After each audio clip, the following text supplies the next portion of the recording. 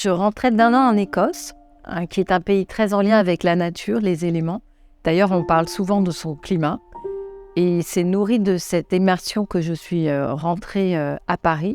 Et j'avais envie de travailler la terre, l'argile. C'était comme une sorte d'appel, c'était non négociable. En me renseignant autour de moi pour trouver un atelier, eh bien, j'ai poussé la porte de l'atelier Le Cru et le Cuit en 1996 et c'est là que j'ai rencontré Monique.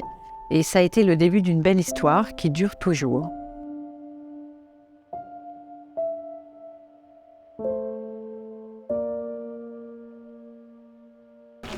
La rencontre avec Monique a été très forte dès le premier instant, avec notamment quelque chose qu'elle a fait, qui était de faire tomber une injonction que j'avais reçue, comme d'ailleurs beaucoup d'entre nous rencontrent dans l'enfance.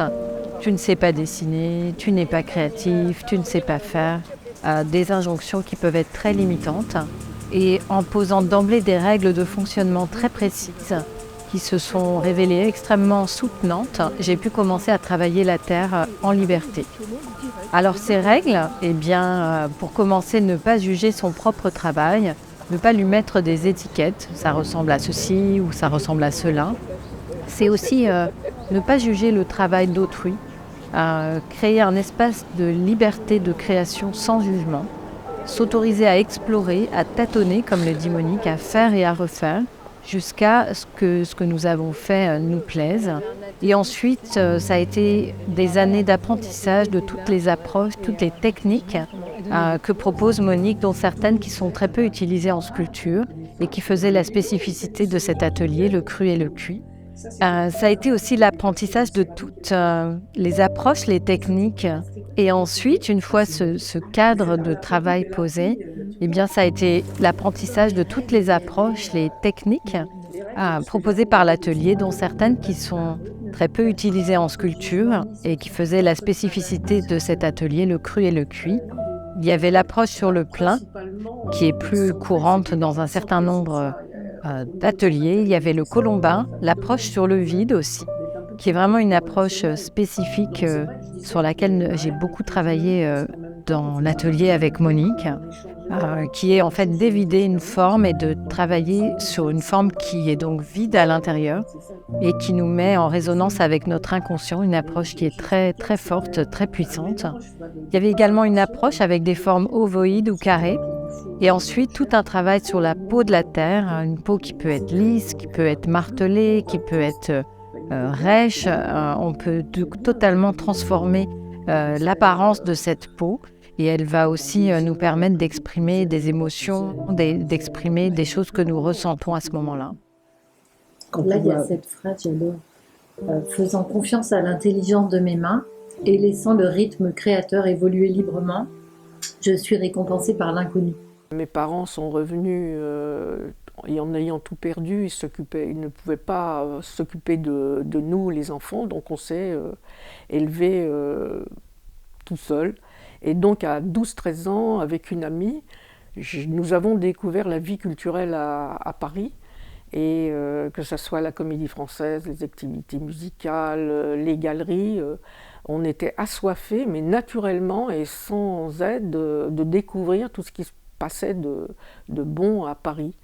Et donc très jeune, en fréquentant les galeries, je me souviens à l'époque très attirée par Gauguin, par exemple.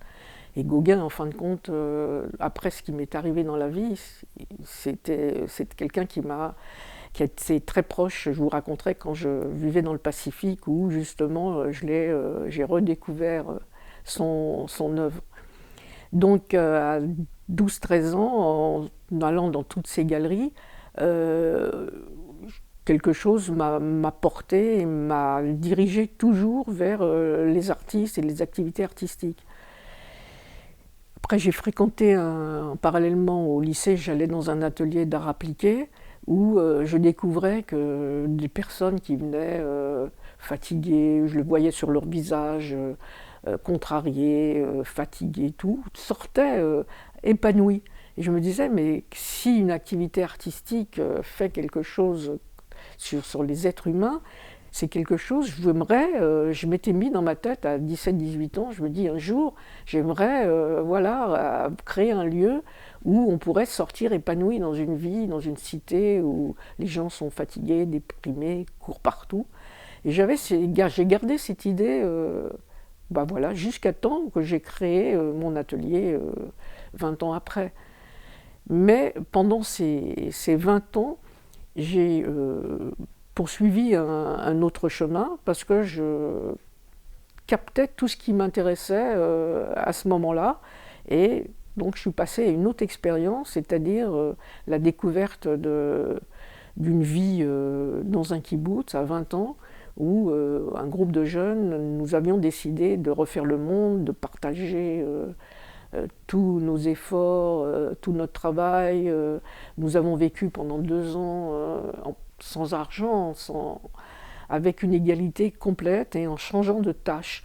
Et ce que j'ai découvert dans ce lieu, qui m'a aidé aussi à me construire, c'est le fait qu'on devait se nourrir, avoir une activité matérielle, aller dans les champs, travailler dur, on se levait à 4h ou 6h du matin, mais on revenait, on se reposait et on reprenait des activités. Alors là, j'ai repris des activités artistiques, un tout petit peu, parce qu'il m'arrivait d'autres choses à ce moment-là, mais j'avais des amis peintres, musiciens, donc j'ai découvert aussi qu'on pouvait avoir une vie parallèle, où on pouvait assumer la vie matérielle et la vie artistique pouvait être présente dans une activité, dans une vie très dynamique.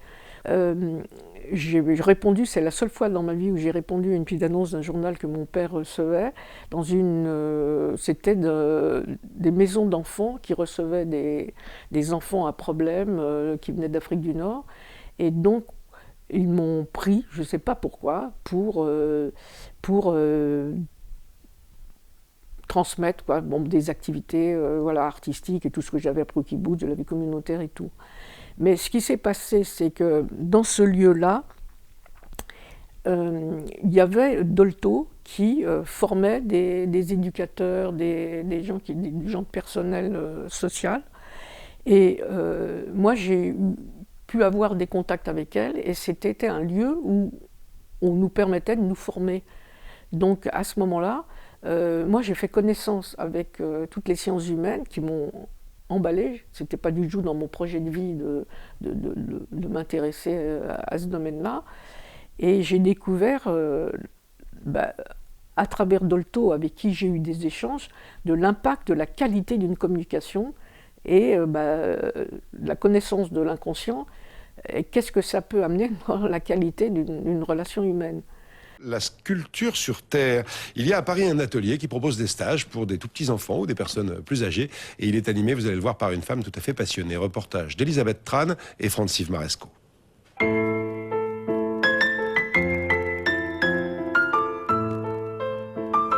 Retrouver les sensations de l'enfance, renouer avec la création et goûter le plaisir de sculpter la terre. Dans cet atelier, les adultes et les enfants travaillent ensemble. Si tous apprennent ici une technique pour maîtriser l'argile rouge, l'enseignement ne se limite pas au savoir-faire. Il s'agit, pour trouver le geste juste, d'être à l'écoute de soi-même. Il y a l'accompagnement par rapport surtout aux adultes qui ont perdu leur potentiel de création, non pas parce qu'ils n'ont rien dans les mains, c'est parce que le sens du jeu, de l'aventure qu'on a à 5, 6, 7 ans, on le perd, et ici j'essaye qu'ils le retrouvent.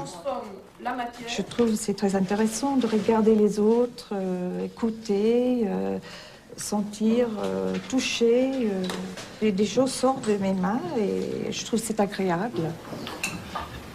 Les apprentis sculpteurs doivent d'abord apprendre à entretenir la souplesse de l'argile, puis chacun fait ses propres découvertes. Moi, avant, je ne savais pas que le pouce, ça pourrait être un outil pour les pièces. Et puis, je l'ai appris en faisant de la sculpture. C'est la création en dehors du mental. C'est-à-dire, au départ, on a une boule, et puis on laisse aller les mains, et on ne sait pas ce qu'on va faire. Et pendant ce temps-là, on pense à rien d'autre. L'activité artistique comme facteur d'équilibre. Depuis 24 ans, Monique Sidelski aide les stagiaires à s'exprimer, car une pièce est toujours intéressante si elle reflète une émotion personnelle. c'est l'opposé de ce qu'on apprend à l'extérieur. À l'extérieur, il faut être efficace, productif, aller vite. Ici, je leur désapprends ces habitudes. Et la démarche de création, c'est pour moi, c'est rentrer dans un temps qui n'est pas le temps de production, mais le temps de création. En réalisant un objet unique, chacun réapprend le langage des mains, celui qui permet aux émotions de prendre forme.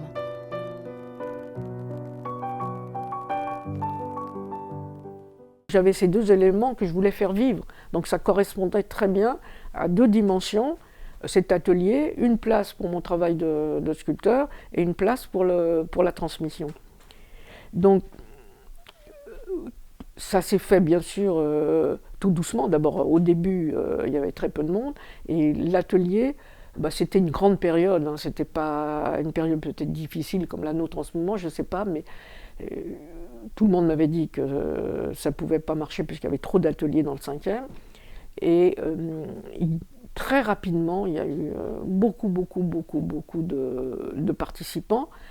Et donc j'ai dû faire face, puisqu'à un moment donné, on était 100 à l'atelier. Enfin, au bout de 10 ans, 10 groupes de 10, toujours complets.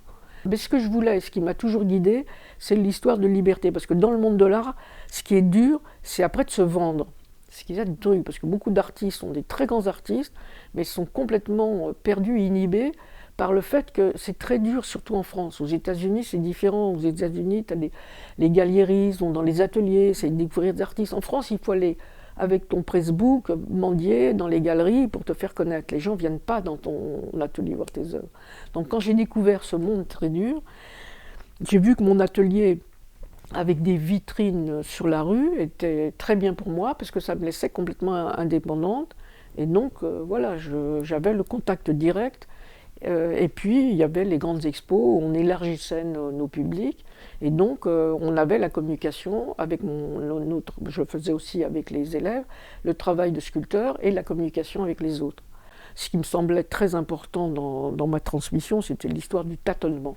C'est-à-dire que créer, c'est accepter de tâtonner, de ne pas savoir où on va, et de ne pas accepter d'avoir pas une œuvre qui vous donne satisfaction sans qu'il y ait du travail.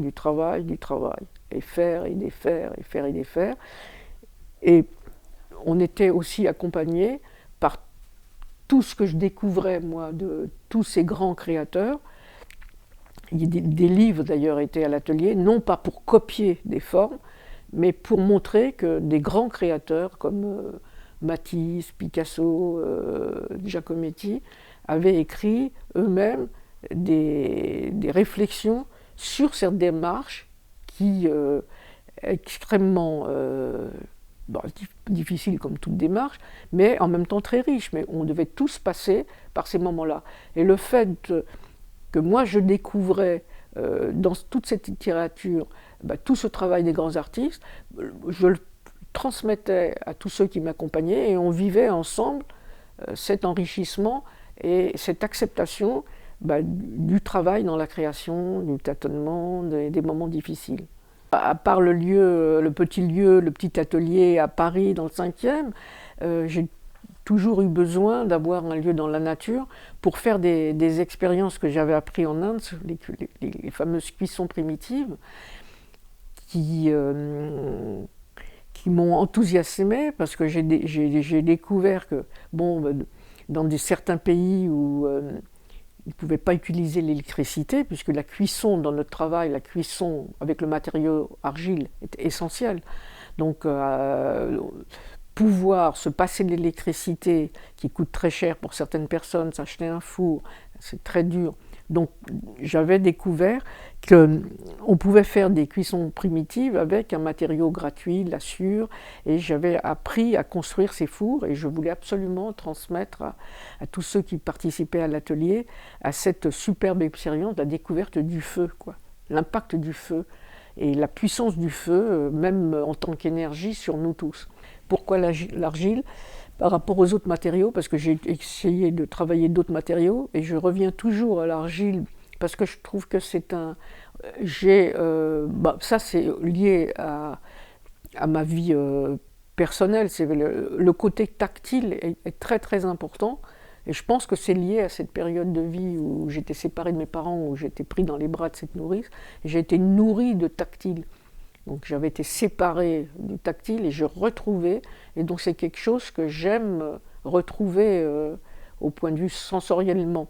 Et c'est vrai que la découverte, et ça j'ai appris ça en Inde, au moment où j'ai appris les cuissons primitives en Inde, j'ai appris le polissage. Le polissage, c'est-à-dire que c'est une technique que tout le monde apprend à l'atelier, où on ferme les pores de la terre avec des matériaux, avec des outils en argent, comme des cuillères, n'importe quel outil qui est en métal, qui fait que ça nourrit l'argile, et ça, à la cuisson, il y a un lien avec le feu qui fait que ce matériau extérieur rencontre le matériau dont est construit l'argile en lui-même, et ça permet à la sortie du four d'avoir un matériau qui est anobli par tout ce qu'on lui a donné. Et donc ça c'est très puissant parce qu'on est comme des magiciens, les magiciens de la terre je les appelle, avec le feu. On trouve donc les grands éléments, la terre, l'eau et le feu. Et ce sont des éléments qui sont porteurs, qui amènent beaucoup d'énergie.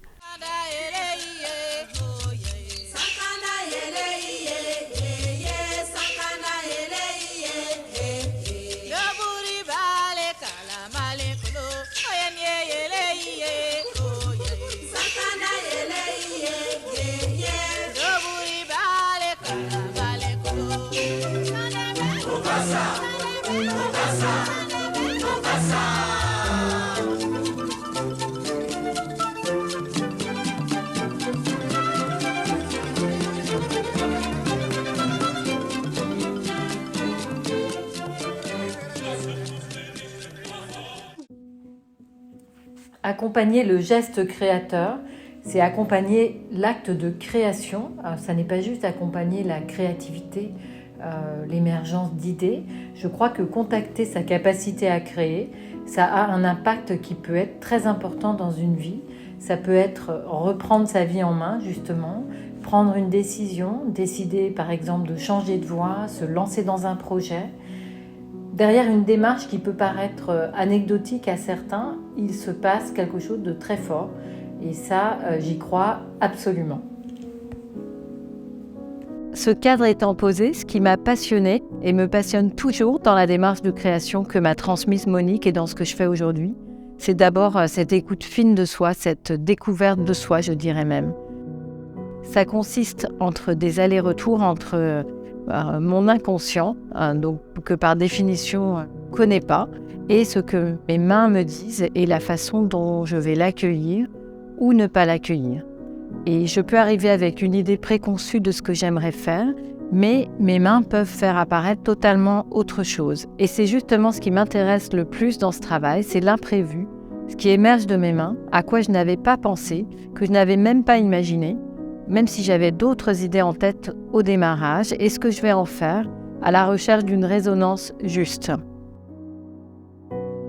La transmission de cette démarche par Monique à l'atelier et aussi la puissance de ces sculptures présentes sur place, nous entouraient, a inspiré ma propre démarche de création, d'exploration de ce qui est en moi et aussi de recherche de la résonance juste entre ce que je ressens et les lignes qui émergent.